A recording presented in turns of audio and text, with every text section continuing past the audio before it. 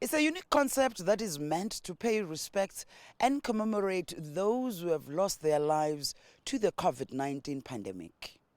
Each blue ribbon here represents 10 victims and each white ribbon represents one victim. Dominique Berslem Rothero is the one who started this project. She explains.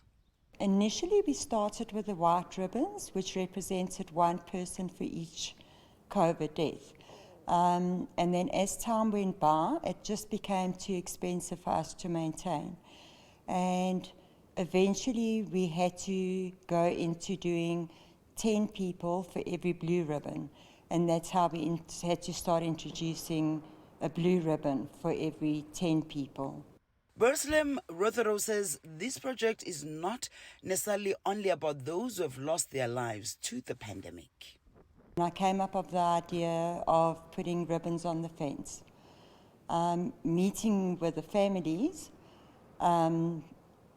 it was very obvious to me that it wasn't just the people that had passed away that we were representing, but these families that we were meeting were really traumatized. It wasn't even that they were grieving at that time. They were really traumatized by the whole experience, and that I think the grieving process was only going to happen much later for them. So for me, the ribbons represented a whole family, not just the person that had passed away. Reverend Gavin Locke is the leader of the St. James Presbyterian Church and welcomes this display. It's also an encouragement to folk that their loved ones have not been forgotten.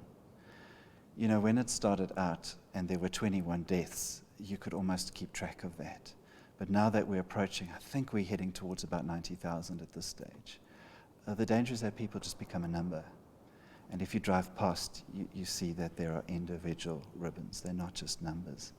The church fence isn't big enough to keep pace, so officials have resorted to tying ribbons on both sides of the railings. I must confess, we never anticipated that our fence would be as covered with white ribbons as they are now. But at that time, that was our initial motivation. So at the moment, how we're managing that is we're simply putting ribbons in between the existing ribbons in the most functional way. But we do have a large capacity. We've only used up about a third of our fence size.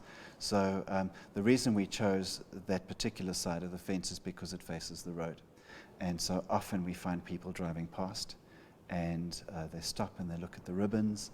The church will continue to pay respects to those who have been affected by the worldwide virus.